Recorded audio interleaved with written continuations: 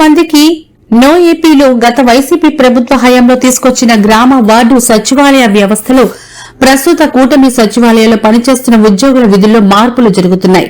అలాగే వీరికి 16 రకాల సర్వేలతో పాటు ఎన్నికల విధులు కూడా అప్పగిస్తూ ఉండడంపై వారు తీవ్ర అసంతృప్తితో ఉన్నట్టు తెలుస్తోంది.